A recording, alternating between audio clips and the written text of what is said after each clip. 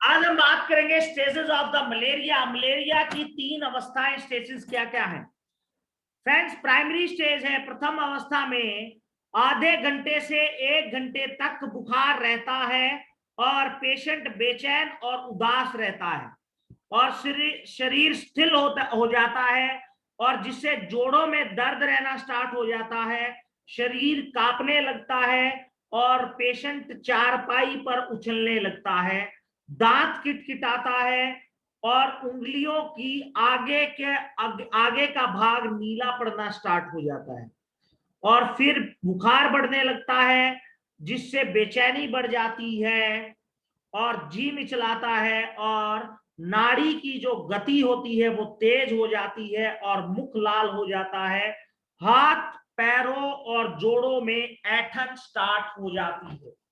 ये first stage के symptoms है फ्रेंड्स, फर्स्ट स्टेज के सिम्टम्स है मलेरिया की। सेकंड स्टेज में पेशेंट का फीवर बढ़ता है और पेशेंट गर्मी नहीं सहन कर पाता है, बॉडी का टेम्परेचर 102 डिग्री से लेके 105 डिग्री तक बढ़ जाता है और ये फीवर 1 घंटे से लेके और कम से कम 4 से 5 घंटे तक फीवर रहता है। ये सेकंड स्टेज है मलेरिया की। और मलेरिया की जो थर्ड स्टेज है, थर्ड स्टेज में पेशेंट का माथा और चेहरे पर पसीने की बूंदें निकलने लगती हैं और पूरे शरीर से पसीना निकलने लगता है। पसीना होने से बेचैनी कम होती है और फीवर उतरने लगता है और पेशेंट वीकनेस महसूस करता है लेकिन उसको नींद नहीं आती है। अधिक दिनों तक फीवर रहने का जो रूटीन है वो चलता रहता है और पेशेंट वीकनेस और एनीमिक हो जाता है जिससे उसका मनोबल, कॉन्फिडेंस लेवल भी गिर जाता है। और थर्ड स्टेज में अगर लॉन्ग टाइम तक ये रहे, लीवर एंड स्प्लीन का साइज बढ़ जाता है जिसकी वजह से बहुत ज्यादा और अदर प्रॉब्लम स्टार्ट हो जाती है। और फ्रेंड्स, मलेरिया पेशेंट को इन्फ्लुएंजा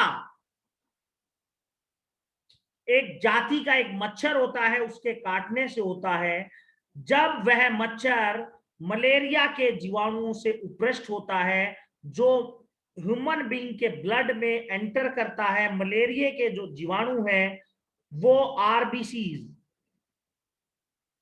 आरबीसीज को ब्रेक डाउन करके बाहर आ जाते हैं और जो शीत कम पूर्वक फीवर का वेग प्रारंभ यानी कि ठंड लगा के जाड़ा लेके बुखार को स्टार्ट करते हैं। और जो विभिन्न प्रकार के होते हैं जो आरबीसी से बाहर आने का काल, इनका टाइम भी अलग अलग होता है। मलेरिया फीवर के जो टाइम होता है आने का वो भी अलग अलग हो जाता है जिसमें एमुथेनिक चक्र जो होता है,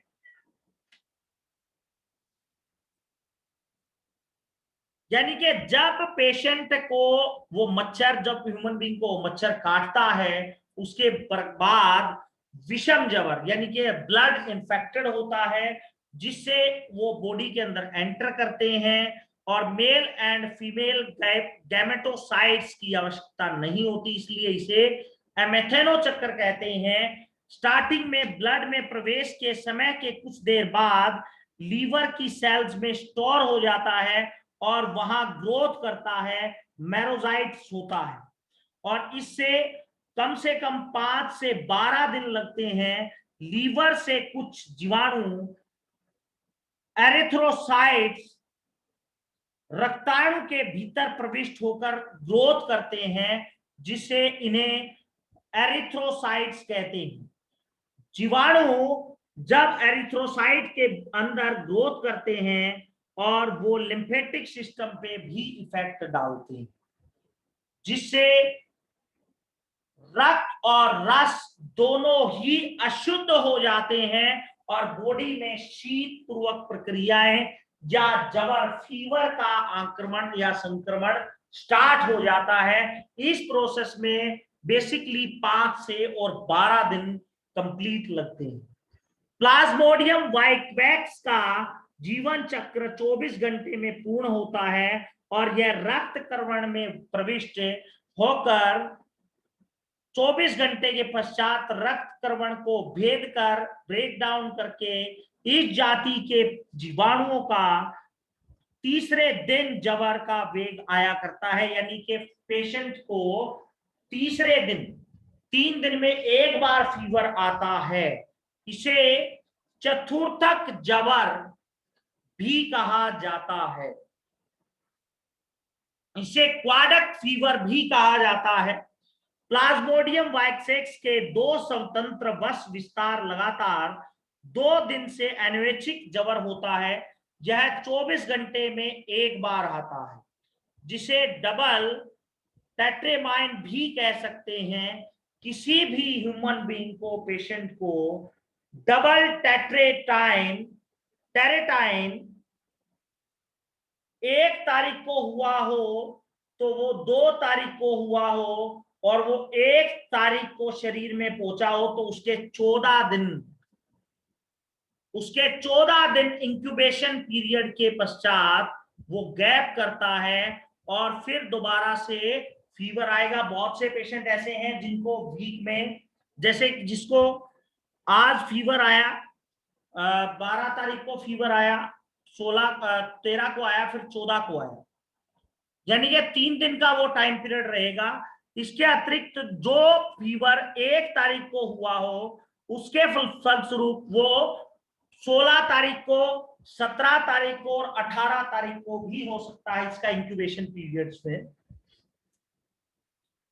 और यह प्रतिदिन आने वाला जबर अनैविशिक जबर कहलाता है, जो 3 दिन तक आता है। इस प्रकार चतुर्थक क्वाडिक फीवर जनक जीवाणुओं के पृथक लगातार दूसरे प्रकार का फीवर को स्टार्ट करता है और यह चक्र 3 दिन तक का होता है। इसमें 1 दिन छोड़कर 2 दिन लगातार फीवर आता है, 1 दिन छोड़कर 2 दिन लगातार फीवर।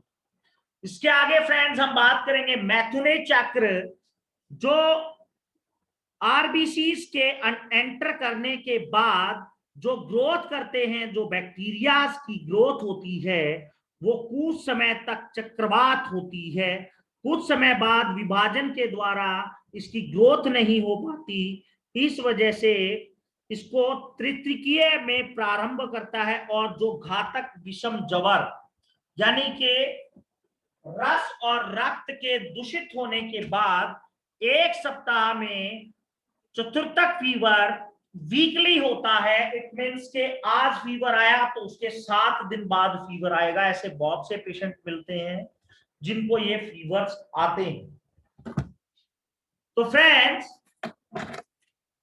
अगर आपके पेशेंट को मलेरिया फीवर आ रहा है, क्योंकि अभी बारिश का मौसम चल रहा है, पानी इकट्ठा होगा तो फीवर आना एक स्वाभाविक है। जिनको मलेरिया हो सकता है पेशेंट को, तो उसके लिए, क्योंकि रस और रक्त दोनों को अशुद्ध करता है और इसमें तीनों स्टेज हमने बताई है कि पहली स्टेज में क्या होगा, सेकंड स्टेज में क्या होगा और थर्ड स्टेज में क्या होगा। उस स्टेज के लिए आपको एक कॉम्बिनेशन मैं बता रहा हूं।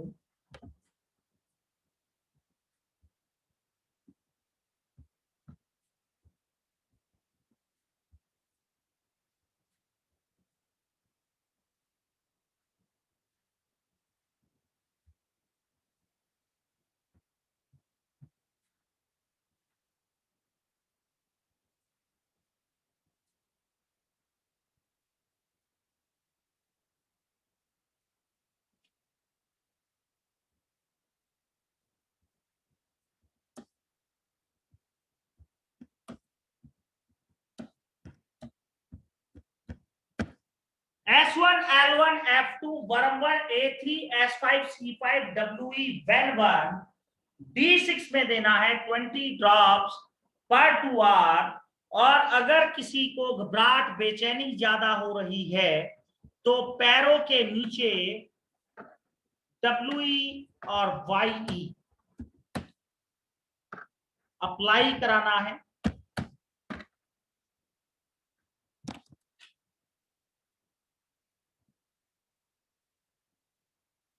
आपको आपको फर्स्ट डोज से रिजल्ट्स मिल जाएंगे फ्रेंड्स।